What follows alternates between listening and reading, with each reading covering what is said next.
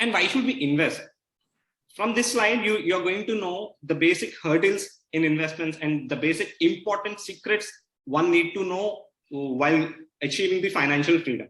One such thing is inflation. So most of us know what is inflation, and I'm not going to be telling you basics of inflation. I'm just going to tell you how it is going to affect our day-to-day financial life.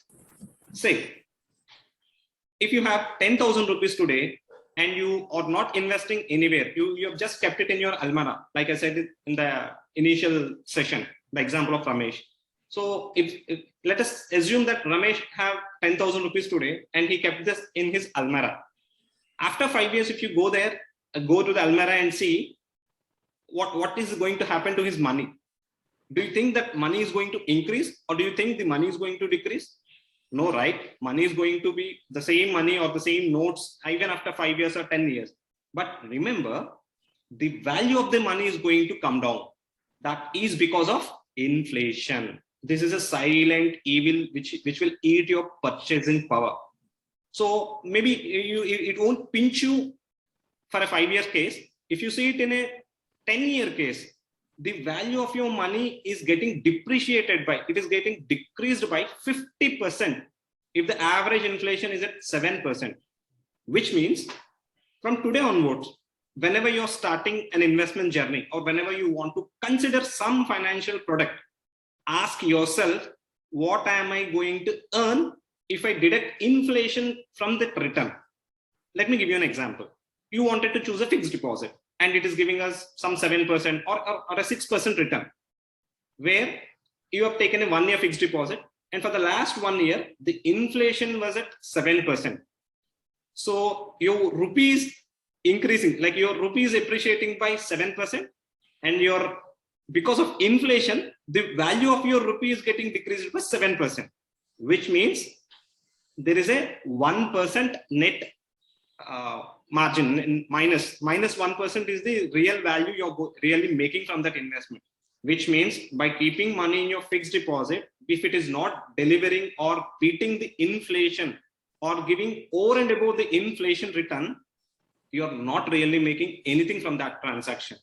So from this moment onwards, just try to ask yourself, what am I going to earn after inflation from that product? This should be your second key takeaway from today's session.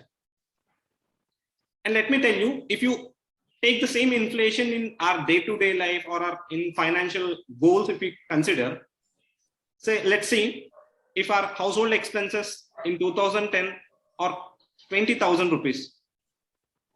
And in 2020, at 8% inflation, in the earlier slide, I have taken the average RBI inflation rate, but in this slide, I have taken the inflation, lifestyle inflation into consideration because we are calculating the household expenses. So at 8% inflation after 2020, your 20,000 is going to become 35,000, which means if you're comfortable with 20,000 rupees 10 years back, today you need to have at least 35,000 rupees in order to meet a similar kind of lifestyle. Same way, if you take after 10 more years, after 10 years, the same 35,000 is going to cost you 75,000 rupees. That's why I'm telling you, inflation is a silent killer. You have to earn more than your inflation, then only you can meet your future financial life. You can meet your financial responsibilities.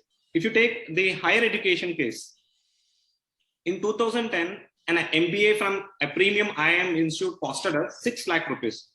And the same MBA, 1 year back, it costed 23 lakh rupees. And do you think it is going to cost you just double after 10 more years? No, you're wrong. It will cost you 50 lakh rupees, which means in 20 years, almost the cost of the education in the premium institutes have gone up by 5 times. Believe me, this is just the past example. If you take the real life examples in many other premium institutes today, the inflation rate is over and above 14% and 15%. So if you're not prepared, if you're not ready for this, make sure you understand how inflation is going to affect your finances in future. And let's see if we check with marriage cost.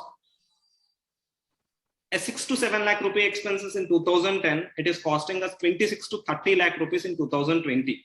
Say if you're having a kid who is 4-year-old, 5-year-old or 6-year-old, and you're assuming that he or she should get married by 25 or 26, see how much is going to cost you for the marriage as well.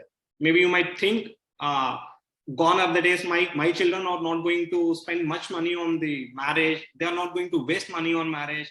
So most important thing you have to understand here is children are not always interested in spending money on the marriage. It is we, the parents, we impose our own thoughts and aspirations on children.